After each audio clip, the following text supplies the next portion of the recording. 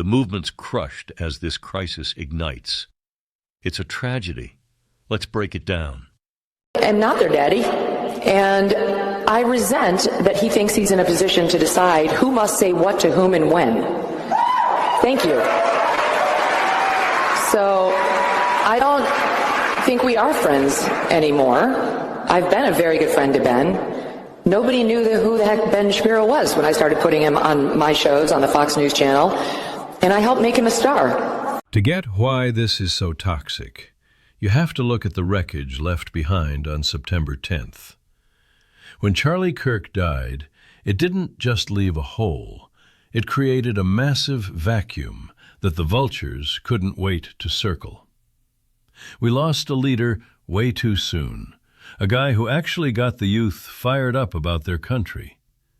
But the second he was gone, the mourning stopped and the knives came out. Suddenly, it wasn't about a legacy anymore. It was about whispers of internal plots and international intrigue. You've got figures like Candace Owens out there essentially suggesting it was an inside job, pointing the finger at Kirk's own widow. Think about that for a second. The movement isn't just grieving. It's turning on its own people while the real enemies sit back and enjoy the show. It was a moment of total instability, and honestly, this week's explosion was bound to happen.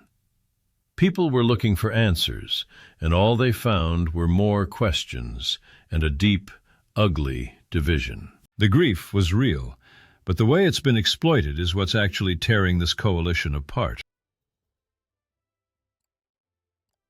Then came December 18th. Ben Shapiro didn't just walk onto that stage. He walked on like he was handing down a decree from on high.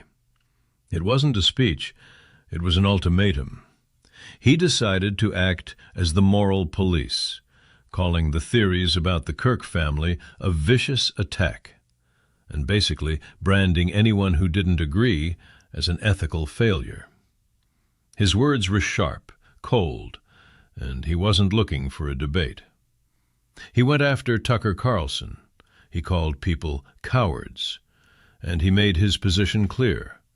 You either bow to the establishment version of the truth, or you're complicit in destroying everything.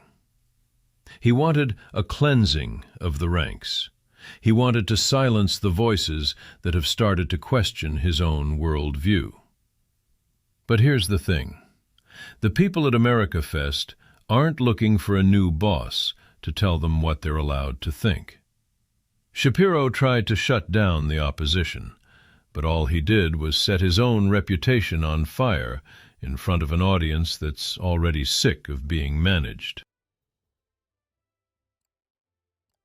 The very next day, Megyn Kelly didn't just respond. She delivered a total masterclass in how to stand your ground. She took that same stage where Shapiro had just issued his demands, and she didn't hold a single thing back. It wasn't even about anger. It was about the sting of watching a friend try to act like a dictator. She addressed him directly, the man she used to call a friend, and told him that their bond died the second he tried to police the boundaries of speech. She reminded everyone that she was the one who amplified his voice when the rest of the world wanted him gone. For her, this wasn't some dry political disagreement. It was a personal betrayal. She's not buying this idea that we need a gatekeeper to tell us what's acceptable to talk about.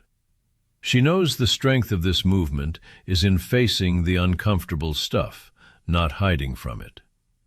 As she paced that stage, you could feel the room shift. The crowd didn't see a pundit. They saw a champion for the independence they feel is slipping away. She refused to bow to the pressure, and that was a massive wake-up call for anyone who thinks they can still control the narrative. What we're looking at now isn't just a headline. It's a total breakdown of the old alliances. Just look at your social media feeds. The divide is a canyon. You've got the America First crowd backing Kelly, and they're done with people trying to protect their own influence at the cost of the truth. They want to know why the questions about Kirk's death are being buried. Meanwhile, you've got others circling the wagons around Shapiro, claiming we have to protect the movement from claims that could cause damage that can't be undone. But the Civil War isn't a whisper anymore. It's a loud public fracture. We're watching people move their trust and their subscription dollars away from the old guard and toward the voices that refuse to follow a script. This isn't just about two people on a stage. It's about who gets to decide what the truth is. The loss of a leader became the spark for a total reorganization of the right. And while it's painful to watch, it might be the only way forward. One thing is for certain. The age of the gatekeeper is coming to a dead end. This report is complete, but the fight is just beginning. Subscribe now to stand with us.